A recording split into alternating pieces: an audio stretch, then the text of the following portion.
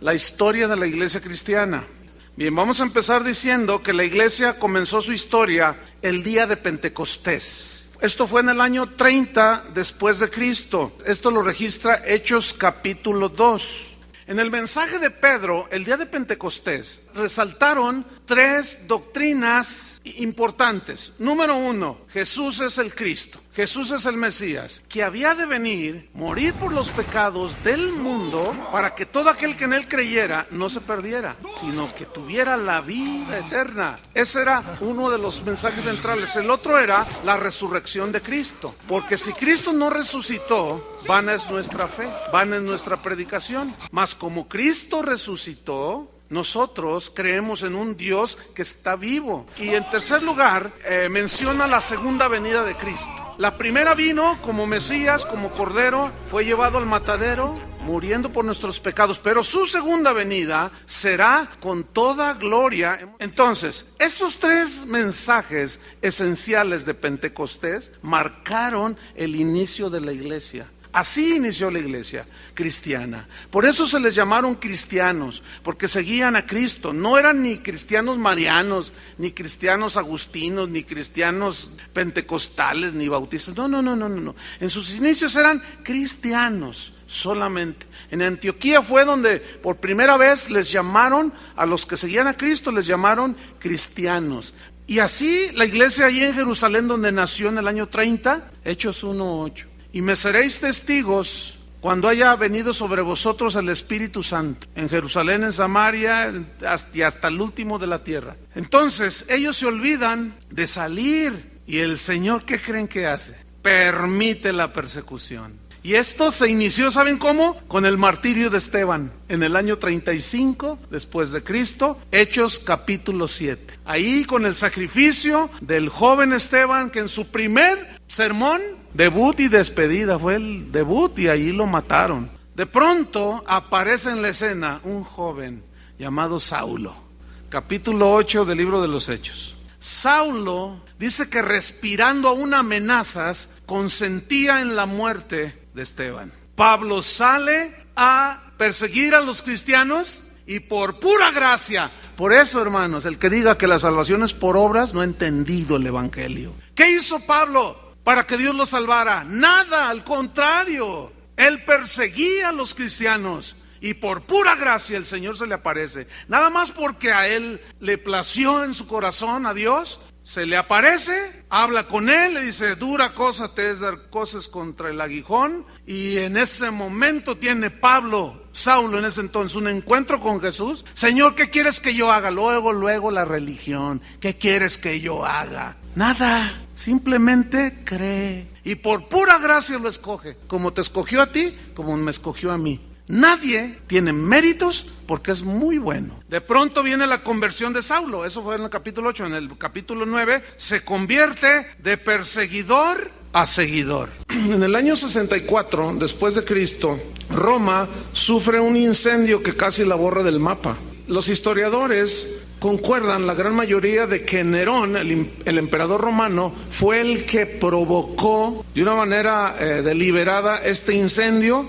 ¿Y a quién creen que le echó la culpa? Pues a los cristianos. Y dice la historia que miles de ellos, de nuestros hermanos, fueron torturados, fueron quemados, fueron echados a las fieras. Y en el año 70 después de Cristo se cumple una de las profecías más asombrosas del Nuevo Testamento, cuando Jesús profetizó la caída de Jerusalén. El emperador romano Tito entra, sitia la ciudad de Jerusalén. Dice la historia que en los jardines del palacio donde Nerón vivía, quemaron a tantos cristianos, los ponían como antorchas para que iluminara los jardines de Nerón. En esos patios donde se quemaron miles de cristianos es donde se levanta hoy, donde se asienta el Vaticano. Pasan los años, llegamos al año 90, el emperador romano Domiciano inicia una persecución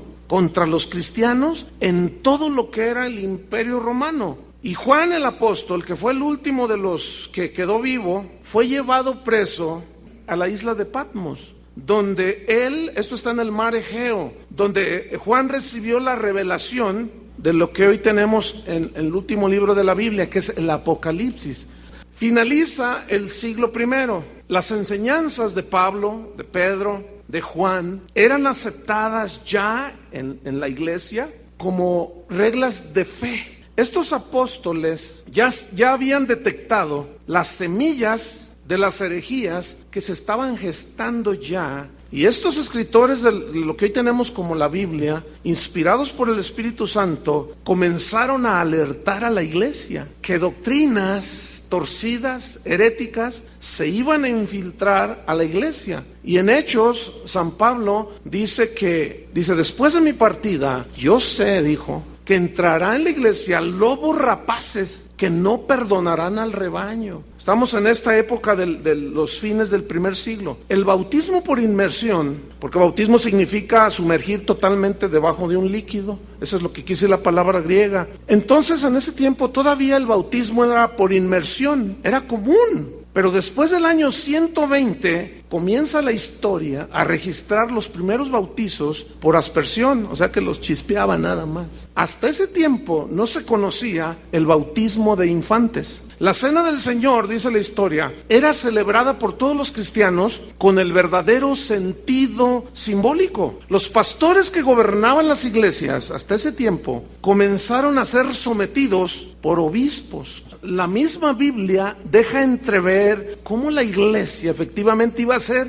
asediada por las puertas del infierno. Jesús había hecho una promesa en el Evangelio que dijo: las puertas de la muerte, las puertas del infierno, de la maldad, no prevalecerán contra la iglesia. Pero la iglesia sigue su desarrollo y entonces se desata la primera persecución de los cristianos por los emperadores romanos del año 100. Es una época que abarca del año 100 después de Cristo hasta el año 313 después de Cristo. Déjeme decirle brevemente cómo fue que murieron los 12 apóstoles. Por ejemplo, Jacobo, el hijo de Zebedeo, murió decapitado, le cortaron la cabeza por causa de Cristo, en el año 44 después de Cristo. Felipe murió crucificado en el año 54 después de Cristo. Todos fueron mártires, excepto uno. Mateo dice la historia que murió traspasado por una espada filosa. Jacobo el menor, o Santiago el que escribió la epístola, fue apedreado. Dice la historia que le partieron la cabeza en dos, sus sesos quedaron expuestos. Era un ancianito de 99 años cuando murió Jacobo el menor. Matías, el que tomó el lugar de Judas, ¿se acuerdan? Ese fue apedreado por causa de Cristo y finalmente decapitado. Andrés, otro de los apóstoles, hermano de Pedro, el apóstol, murió crucificado. Recordemos que la crucifixión era un castigo romano para los malhechores, pero estos no eran malhechores. Estos eran hijos de Dios que amaban a Cristo y su único pecado era adorar a otro rey. Vemos cómo Marcos, otro de los que Jesús escogió, fue arrestado y él fue descuartizado. Pedro el apóstol, osado, valiente, murió crucificado de cabeza, dice la historia. Judas, Tadeo, murió crucificado también. Bartolomé fue azotado de una manera despiadada antes de ser crucificado también. Y Tomás, el que dudaba, ¿se acuerdan? ¿Saben cómo murió? Atravesado por una lanza. Y Juan, el que escribió el Apocalipsis, fue el único de los apóstoles que murió de muerte natural. Entramos a las persecuciones en el año 100 hasta el año 313, cuando aparece el emperador Constantino. El pretexto que usaron los emperadores romanos para la persecución a los cristianos es que ellos no adoraban a los dioses paganos. Uno de los emperadores mandó a hacer una estatua de Cristo y les dijo: bueno, yo quiero ver que todos adoren, a ver, ya les hice una estatua de Cristo. Y se las puso enfrente de los cristianos y se quedaron parados sin pestañear. Y ¿por qué no adoran a Cristo? Y dicen: ese no es Cristo, Cristo está en el cielo, Cristo no es una imagen, Cristo no es una estatua. Y no los podían entender. Así transcurre hasta el año 313 después de Cristo. Hasta ese tiempo el cristianismo era prohibido bajo pena de muerte. Hubo un emperador, Marco Aurelio, el cual reinó del año 161 al 180 después de Cristo, y dice la historia de que fue un hombre de los más cultos. de los más prominentes escritores de ética. Era un hombre muy educado, pero había algo. ¿Qué creen? Odiaba a los cristianos de una manera irracional. Dice la historia que mató a miles. Entre esos que él envió a la muerte, destaca uno llamado Policarpo. Este hombre fue pastor en la iglesia en Esmirna. Él era un hombre muy influyente, era un hombre muy sabio, lleno del Espíritu Santo, y sus mensajes sacudían la misma corte romana, y llegaban sus mensajes hasta la misma sala de los senadores romanos, y algunos se convertían. Entonces este Marco Aurelio lo manda a traer y le dice: Policarpo, si tú no niegas a Cristo en este momento, te voy a quemar vivo. Y él dijo: no puedo negar a Cristo. Si tú lo niegas, te perdono la vida. 86 años tenía. Y le contestó al emperador: durante más de 80 años he servido a Cristo. Lo único que ha hecho Cristo conmigo es hacerme bien. Jamás yo negaré a Jesús. Entonces levantó su mano y dijo: Jesús es el Señor. Y él utilizó una palabra que en el griego es Kyrios, que significa Señor de todo. Entonces cuando él dice: Cristo es mi Señor de todo, da una orden, lo llevan a la hoguera. Dice la historia que cuando lo estaban amarrando a la hoguera, empezó a cantar con alegría, con gozo, y miraba hacia el cielo. Y dice la historia que cuando prendieron el fuego, las llamas como que no le llegaban. Entonces mandó a que lo traspasaran con una lanza. Entonces cuando lo traspasan justo aquí en el vientre, que fue el flujo de sangre que arrojó, que se apagó la hoguera. Aparece en la historia Justino, llamado Justino Mártir. Este hombre era un filósofo pagano que se convirtió al cristianismo y fue uno de los más eruditos de la época. Este fue un gran defensor de los cristianos y él apelaba al derecho romano. ¿Y cómo juzgan a esos inocentes si nosotros, decía, si Roma se jacta de ser democrática y de tener el mejor código de ética respecto al derecho? Entonces este hombre, a causa de sus escritos, un día lo echaron a la arena, al Coliseo romano, y los leones lo devoraron. El emperador Severo, así se llamaba, y hacían gala de su nombre. Este fue considerado por los cristianos de ese tiempo como el anticristo. Ellos creían que era el anticristo, imagínense, por el odio que manifestó hacia los cristianos y la hazaña que usaba para matar a los cristianos. Llega otro emperador, Diocleciano. Este ordenó quemar todos los escritos de los cristianos. Este hombre, Diocleciano, promulgó una ley que despojaba a los cristianos de su ciudadanía. Ya eran un cero a la izquierda, ya no tenían personalidad jurídica, eran nada en el imperio por esa ley. La persecución durante esos primeros 300 años mantuvo a la iglesia, a los cristianos puros en su fe. Entonces el cristianismo, llegamos al punto en que es implantado por Constantino como la religión oficial en todo el imperio romano en el año 312, y hubo una batalla entre Constantino y un tal Magencio, que dice la historia que era un hombre malo, perverso. Dice la historia que él miró al cielo, Constantino, que él vio unas letras en latín que decían: por esta cruz vencerás, y estaba, según él, en el cielo una cruz. Entonces él inmediatamente identifica esa cruz como el cristianismo, Cristo. Entonces dice la historia que él triunfó en esa batalla y en 313 promulga un decreto que puso fin a la persecución de los cristianos, así ya, totalmente. Y fue hasta el 323 después de Cristo cuando este emperador romano pone al cristianismo como la religión del Estado. Pero hermanos, los resultados de haber puesto al cristianismo como religión oficial del Estado romano fueron desastrosos. En primer lugar, tenemos que aparecen las primeras imágenes en los templos. Los cristianos empiezan a hablarle a las imágenes que tienen boca y no hablan, tienen oídos y no oyen, tienen ojos y no ven. Los fondos, el dinero del Estado, que antes se les daban a los paganos, comenzaron a darles a la iglesia, y la iglesia y los líderes de la iglesia comenzaron a enriquecerse, fíjese.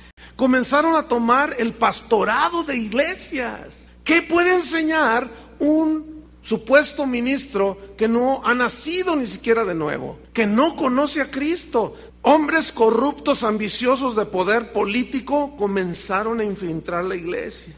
Ahora eran aquellos trajes despampanantes de los religiosos, de los líderes de la iglesia, cargados de oro, así. Empezaron a usar gorros, empezaron en sus vestiduras a incrustar oro, perlas, y ahora era como la gente iba a ver más la suntuosidad, la majestuosidad de las vestiduras de los ministros de Dios de ese tiempo, eso es entre comillas, que ir a adorar a Dios. Prácticas paganas comenzaron a introducirse en la adoración a Dios. Comienza en ese tiempo la adoración a la Virgen María.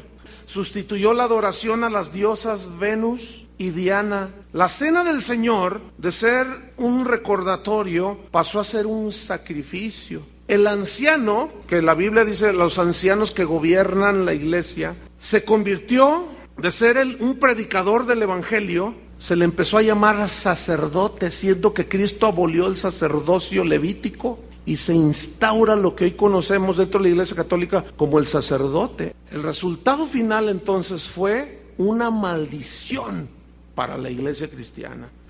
Mejor dicho, que Cristo era superior a los humanos, pero inferior a Dios.